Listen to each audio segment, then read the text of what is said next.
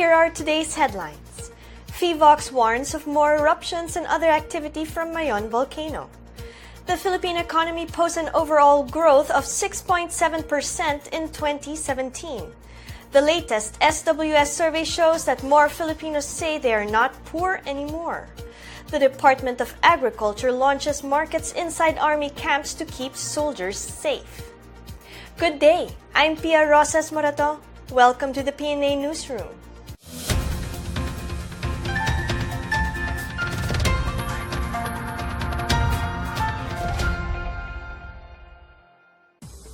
PHIVOX expects more activity from Mayon volcano in the following days, including more explosions. Weather conditions may also carry volcanic ashfall as far as northern Mindanao. Here's our report. Authorities warned that the phreatic and volcanic eruptions of Mount Mayon on Monday and Tuesday were just the start, and more explosions could be expected from the volcano.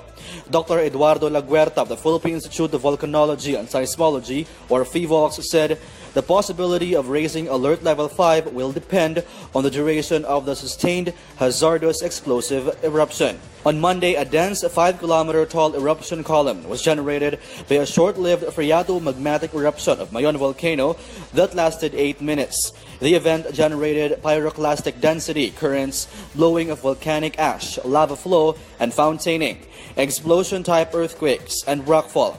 In the afternoon of the same day, alert level 4 was raised over Mayon volcano. PHIVOX said ash from Mayon volcano will likely continue falling on areas west during the week. Pag-asa's outlook indicates the easterlies or winds blowing from east to west may prevail until around Friday in Bicol, Samar, Caraga, and northern Mindanao. Such westerly flow would continue until the northeast monsoon, or amihan, begin briefly prevailing in Bicol this Friday. The Albay Public Safety and Emergency Management Office extended Mayon's danger zone to 9 kilometers due to the volcano's activities. Classes, as well as work in both government and private sectors, were suspended in the municipalities of Camalig and Ginubatan and city of Ligao due to heavy ashfall. For the PNA Newsroom, I'm Rom Dulfo. The National Disaster Risk Reduction and Management Council assured it has enough relief goods as the number of families affected by Mayon's eruption exceeded 12,000. Here's our report. The number of families affected by the series of Mayon volcano's phreatic explosions has climbed to 12,214 as of Tuesday morning. This was bared by National Disaster Risk Reduction and Management Council Executive Director Ricardo Halad in an update. The affected families are residents of 39 barangays from Camalig, Ginubatan, Ligao City, Daraga, Tabaco City, Malilipot, Santo Domingo, and Legazpi City, all in Albay. Halad said 7,455 families were being served inside 29 evacuation centers, while another 1,518 households were being aided outside. The NDRRMC assured that the government has sufficient supplies for families affected by Mayon. Supplies include relief and non-food items, she added. The NDRRMC made a statement amid reports that food and gas masks for affected residents are already running out. These items are reportedly on their way to Albay, along with some 5,000 sacks of rice coming from the National Food Authority. To date, a total of 20.5 million pesos worth of assistance has been provided for the affected communities of Mayon's phreatic eruption, utilizing prepositioned resources from the Department of Social Welfare and Development, Department of Health, and Office of Civil Defense. The NDRRMC Operations Center has raised its alert status to red in continuous monitoring of the activities of the volcano and its effects to nearby populace. Evacuation is ongoing within the extended danger zone through the Regional DRRM Council Bicol and Provincial DRRM Council of Albay. For the PNA Newsroom, I'm Giselle Danganan. Malacanang on Monday stressed that the Philippines will gladly accept any foreign assistance to combat terrorism. Presidential spokesperson Harry Roque said the government welcomes assistance against terrorism from other countries. Concerns were raised over reports that the United States has enhanced its counter-terrorism cooperation with the Philippines through Operation Pacific Eagle Philippines. The intensified U.S. military mission was launched in September 2017 after the Philippine government requested for more assistance in liberating Marawi City. Leftist group Bagong Alyansang Makabayan alleged that the mission aims to maintain active U.S. military presence in the region and undermines President Duterte's independent foreign policy. Roque reiterated that receiving assistance does not run counter with the administration's foreign policy, especially with terrorism as a global concern. Duterte declared martial law in the whole of Mindanao last May 23, 2017, after ISIS-inspired extremists laid siege to Marawi City. U.S. troops were on the ground near Marawi City but were not involved in fighting the mounted terrorist group. Immigration officers at the Ninoy Aquino International Airport foiled several attempts to smuggle 4 illegal aliens to the United Kingdom and Canada. BI Port Operations Division Chief Mark Red Maria said Pakistani Wahid Jisan and Chinese national Bo Hong were apprehended last January 17. Congolese passengers Nati Kanda Mizidi and Caleb Misidi were meanwhile arrested on January 21 at the Naiya 2 terminal. Immigration Commissioner Jaime Morentes said the apprehensions were only the latest in the series of botched attempts by human smuggling syndicates to use Manila as a transit point for their operations. Zishan was apprehended upon his arrival from Kuala Lumpur after fraud examiners certified that the British passport he presented was bogus. Hong, on the other hand, was stopped from leaving for Toronto after he tried to leave by presenting a fake Mexican passport. Meanwhile, the 2 Africans attempted to leave for Vancouver but were offloaded after it was found that the Canadian visas on their passports were forged. Bohol retains its stature as one of the key tourist destinations in the country. Tourism Secretary Wanda Teos said Bohol remains to be the favorite destinations of both foreign and domestic tourists. Teo visited Bohol to grace the groundbreaking ceremony of the 1.5 billion peso water treatment facility in Cortez Town. The DOT Secretary pointed out some of the many attractions that make Bohol an irresistible tourism magnet. She cited the white sand beaches in Panglao and the man-made forest in Bilyar Town as some of the popular tourist attractions. She also cited other popular attractions such as the Chocolate Hills and the Tarsier. The Secretary hopes that with the new bulk water project supplying Panglao and completion of the new international airport in June, more tourists will troop to the province. Still to come, the Philippine economy posts an overall growth of 6.7% in 2017. The latest SWS survey shows that more Filipinos say they are not poor anymore. These and more when the PNA Newsroom continues.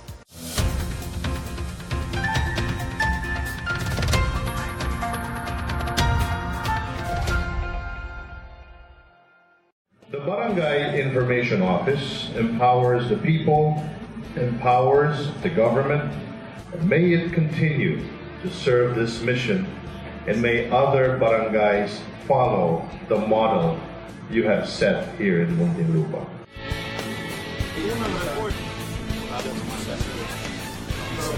This is Secretary Martin Andanon, and you're watching. Layunin natin na maiparating ang tamang impormasyon, mga tamang mga programa at serbisyo na dapat na ma-avail ng ating mga kabarangay.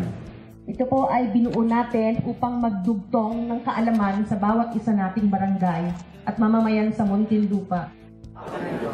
Congratulations po sa inyo lahat. Silang kauna-unahan sa Metro Manila na kompleto po ng information officers. Ang barangay, ito ay magandang ehemplo para sa Provincial Communication Officers Network. Kaya, mabuhay ang Muntinlupa!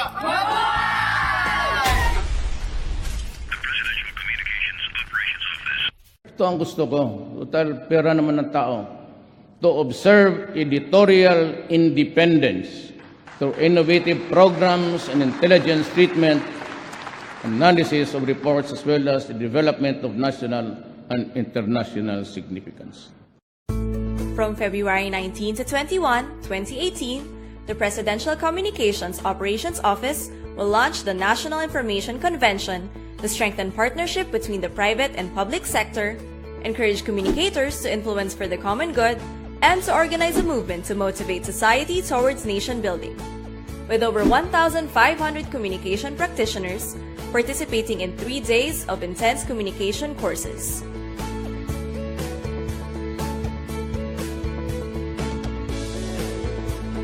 The National Information Convention, spurring national development and empowering communities through information.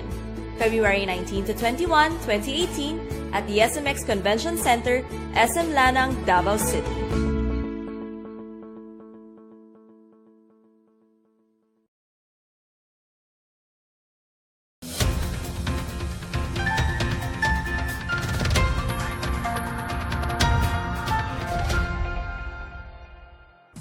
The Philippine economy posted a 6.7% growth in 2017, showing the government's efforts to maintain the country as one of the fastest-growing economies in Asia.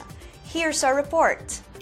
The strong growth of the Philippine economy in 2017 shows its intrinsic strength. This statement was made by Bangko Sentral ng Pilipinas Governor Nestor Espinilla Jr. following the release of the country's 2017 Gross Domestic Product Report on Tuesday. The National Economic and Development Authority announced that growth as measured by GDP rose by 6.6% in the last quarter of 2017, bringing the full-year growth at 6.7%. The average growth last year is still within the government's 6.5 to 7.5% target for the year. However, the fourth quarter growth is slower than the upwardly revised 7% in the previous 3 months. Despite the slower domestic output, Espinilla said this remains strong, referring to it as the underlying strength of the economy that rests on increasingly balanced foundation. He said this gives BSP ample policy space to stay focused on meeting its inflation target and pursuing ambitious financial sector reforms. BSP has set the 2018 to 2019 inflation target between 2 to 4%. Meanwhile, Malacanang on Tuesday expressed elation over the 6.7% growth that the Philippine economy registered in 2017. Presidential spokesperson Harry Roque said it shows that the country is still one of the fastest-growing economies in the whole of Asia. Roque is certain that the economic growth has contributed to the sense of optimism of Filipinos and the all-time high approval rating of President Rodrigo Duterte. The government is eyeing higher economic growth target for 2018 as it accelerated the implementation of big-ticket infrastructure projects under the Build, Build, Build program. For the PNA Newsroom, I'm Benj Bondo. The latest Social Weather Station survey showed that about 31% or 1 in 3 Filipinos now consider themselves not poor. The 31% said to have transitioned out of poverty consists of 17% who used to be poor 5 or more years ago, and over 14% escaped poverty 1 to 4 years ago. The survey found that more than half of the Filipino population, or 56%, now consider themselves non-poor, while 44% think they are poor. Half of the 56% said they were always non-poor, while 31 of the 44% who rated themselves as poor families said they were always poor. The SWS said poverty hit a record high of 50% in December 2015, but fell to 42% in September 2016. Former Carigara Leyte Mayor Andy Apostol is facing 1 count of violation of the Anti-Graft and Corrupt Practices Act. The Ombudsman Field Investigation Office in Region 8 found that in 2010, the municipality received 6 million pesos to fund the project for the repair of the small water impounding system in barangays Binibihan, San Isidro, and Paglaon. A total of 5.4 million pesos was paid for construction materials and supplies. However, probers found that the project turned out to be a ghost project. Supply Officer Crescente Precias said Apostol commanded him to sign the acceptance and inspection report despite non-delivery of materials. Apostol was also found guilty of grave misconduct. Aside from dismissal, he is facing perpetual disqualification from holding public office, cancellation of eligibility, forfeiture of retirement benefits, and barring from taking the civil service examinations. Preciado was found guilty of simple misconduct and ordered suspended for 3 months. 10 members of the Communist New People's Army decided to surrender to the local police in Senator Ninoy Aquino, Sultan Kudarat. Senior Superintendent Raul Supiter, Sultan Kudarat Police Director, said the surrenderers belong to the NPA Guerrilla Front 73, Cherry Mobile Platoon under a certain Commander Macmac. Chief Inspector Aldrin Gonzalez said the surrenderers, a woman and 9 men, were all residents of Barangay Baluan, Palimbang, Sultan Kudarat. They have been with the NPA operating in the mountains of Senator Ninoy Aquino. The surrenderers turned over to authorities 3 caliber .45 pistols with ammunition, homemade Garand rifle, 2 caliber .38 revolvers, 1 M14 rifle, and 1 homemade shotgun with ammunition. The mayor of Buteg, Lanao del Sur urged government agencies and stakeholders through Task Force Marawi to help in the fight against violent extremism. He said terrorists such as the Maute group would not flourish if everyone affected would stand together. Here's a report. As Task Force Bangon Marawi works on the rehabilitation of Marawi City and other provinces in Lanao del Sur, Mayor Dimnatang Pansar of Butig called for a concerted effort of all stakeholders and local government units in fighting violent extremism. Pansar made the call during the first technical working group meeting of TFBM for 2018. He further said that there is a need to sustain the campaign to eliminate these violent extremists. Pansar also said that if the rehabilitation efforts will not be pursued, there will be a reason for the violent extremists to convince people to join them. This is why it is great that all different line agencies and stakeholders are doing their best for the rehabilitation. It can be recalled that Butig was attacked by Maute Group 3 times, and with the recent attack by which Pansar is already the mayor, 5 barangays are seriously affected.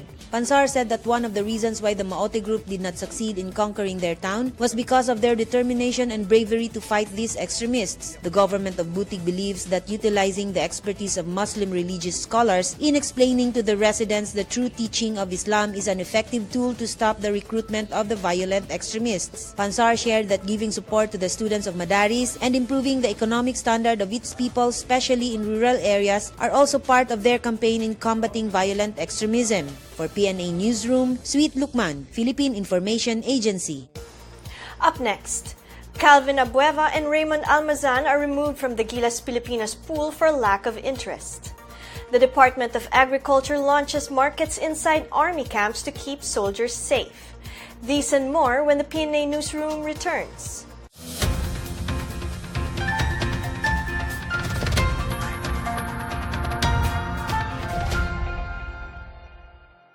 The Japanese government turned over 225 metric tons of rice for the internally displaced persons of Marawi City through the Tier 3 program under the Association of Southeast Asian Nations, plus 3 emergency rice reserve. A total of 7,500 sacks of rice with 30 kilos each will be distributed to the IDPs staying in evacuation centers in northern Mindanao through the supervision of the Department of Social Welfare and Development. The donation was handed over by Minister for Economic Affairs Makoto Iori from the Embassy of Japan in the Philippines and General Manager Chanpithia Shimfali of APTER to National Food Authority Administrator Lieutenant Colonel Jason Aquino and DSWD Undersecretary Luz Viminda Ilagan during the turnover ceremonies at Mahad Markazi Evacuation Center, Baloi, Lanao del Norte. In partnership with NFA, Ilagan assured that DSWD will make sure that the donation will really reach the IDPs. We welcome this donation,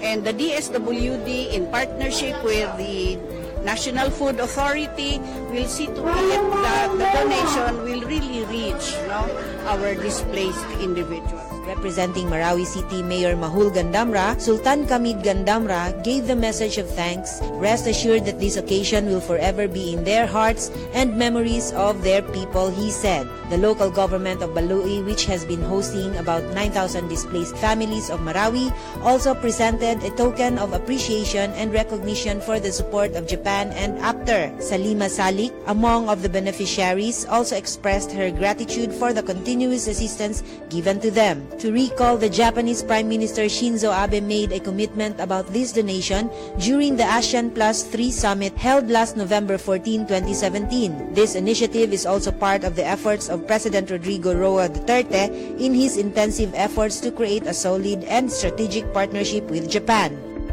Sweet Lukman, Philippine Information Agency.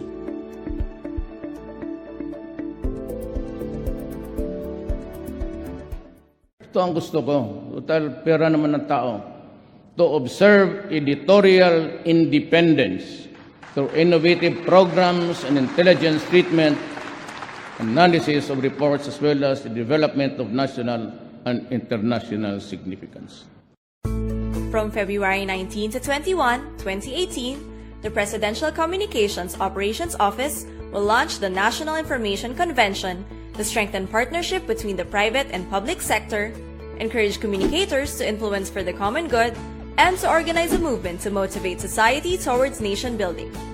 With over 1,500 communication practitioners participating in 3 days of intense communication courses.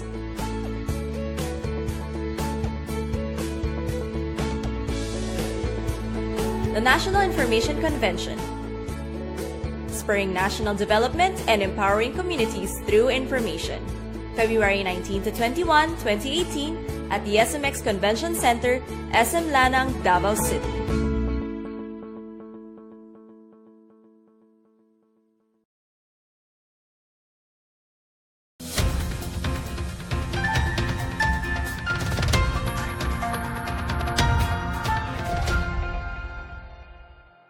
Coach Chot Reyes decided to cut Calvin Abueva and Raymond Almazan from the Gilas Pilipinas pool for the second window of the FIBA World Cup qualifiers on February 22 and 25. Reyes cited disinterest from Abueva and Almazan as it is already their third practice, but they have not showed up. He clarified, however, that the other absentees, Matt Wright, Aline Maliksi, and Japeth Aguilar, were excused. Team manager Butch Antonio bared that Abueva has a hamstring injury, although he conspicuously played in Alaska's Sunday night game against Ginebra. On the other hand, Almazan did not give any reason about his absence in the last two practices. PBA OIC Commissioner Willie Marshall has fined Coach Yang Giao and Chris Ross for their late-game tussle during the NLEX San Miguel battle on Friday night. Marshall slapped Giao with an 11,000 peso fine for obscene gesture, use of profane language, and engaging in a verbal altercation. Giao was caught on camera flashing the dirty finger sign on Ross. Meanwhile, for the same altercation plus an earlier confrontation with Alex Malyari leading to 2 technical fouls, Ross was slapped with a 2,600 peso sanction. Also being awaited is the OIC's ruling about the altercation between Eric Canson and Raymond Almazan during the Kia Rain or Shine match on Saturday. Meanwhile, the PBA failed to confirm Ross's claim that Giao gave him a racist remark. Despite not finding solid evidence, Marshall insisted that racism will never be tolerated in the league. In Japan, around 15 people were injured as Mount Kusatsu Shrine in Gunma Prefecture, northwest of Tokyo, erupted on Tuesday morning. 4 of the injured were caught up in an avalanche at Kasatsu International Ski Resort in Kasatsumachi. According to the Japan Meteorological Agency, smoke was initially seen rising from the south side of the volcano, and a volcanic tremor with a large amplitude was also observed. Rocks were seen falling from the site of the volcano. The JMA raised its warning for Mount Kusatsu Shrine to level 3, instructing people not to approach the volcano. Mount Kusatsu Shrine is a 2,160-meter active volcano with its summit located north of the Asama volcano. It consists of a series of overlapping pyroclastic cones and 3 crater lakes. The volcanic peaks are located just outside the town of Kusatsu Onsen, which is popular for its natural hot springs. The Department of Agriculture led the launch of food markets inside Army camps. The initiative not only keeps soldiers safe, but also provides affordable food. Here's our report. President Rodrigo Duterte lauded the launch of the Department of Agriculture and Department of National Defense partnership in bringing the tienda farmers and fisherfolk outlets inside Army camps. At the launch of the tienda para sa mga bayani at the 10th Infantry Division Headquarters in Tuburan, Mawab, Compostela Valley Province Monday, the President voiced concerns that soldiers who go out of the camps to market for food supply are being waylaid and ambushed by members of the NPA. The President further lauded Tienda for coming up with food sold with reduced prices. He even advised soldiers to have a central refrigeration to preserve the food, especially those which require conserving. Tienda is a marketing strategy which aims to lower food prices by eliminating layers of middlemen in the supply chain, consequently increasing farmers and fisherfolk's income and providing them with market opportunities. Aside from the tienda outlet at the 10th ID camp, DA and DND also opened an outlet inside the camp of the Eastern Mindanao Command in Panacan, Davao City. Secretary Manny Piñol said tienda was consistent with the President's vision for available and affordable food for the Filipinos.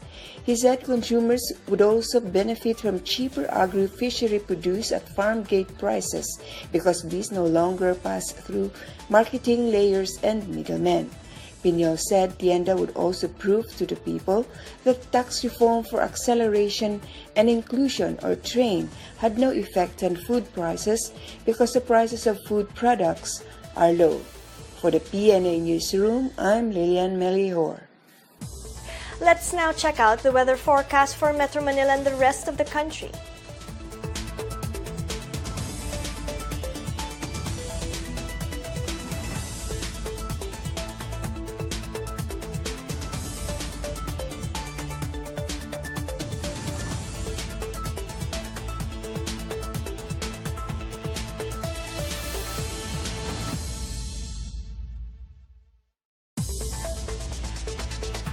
Police in Cotabato City arrested on Tuesday afternoon a female relative of slain Maute Group founders Omar and Abdullah Maute. Senior Superintendent James Allen Logan, Regional Director for PNP CIDG Arms, said police served the warrant for civil engineer Najia Caron Maute, a resident of Purok Nayon, Sharif Kamunsuan. The suspect is allegedly the widow of slain Maute ISIS commander Muhammad Kayam Maute. She was also in the arrest order number 2 issued on June 5, 2017 by Defense Secretary Delfin Lorenzana in the aftermath of the Marawi siege last year. The suspect did not resist arrest when lawmen raided her home. Caron Maute is undergoing tactical interrogation about her role in the terror group. The suspect's lawyers and family members refused to answer reporters' queries about her. Caron Maute also opted to remain silent. For the PNA Newsroom, I'm Janice Cave. Let's take another look at today's headlines. PHIVOX warns of more eruptions and other activity from Mayon volcano. The Philippine economy posted an overall growth of 6.7% in 2017. The latest SWS survey shows that more Filipinos say they are not poor anymore. The Department of Agriculture launches markets inside army camps to keep soldiers safe. Thank you for watching another episode of the PNA Newsroom. To check out these and other stories, visit the PNA website or follow the Philippine News Agency on Facebook and Twitter. For more stories about the government and all that it is doing for the Filipinos, look for these hashtags in all of our social media platforms and websites.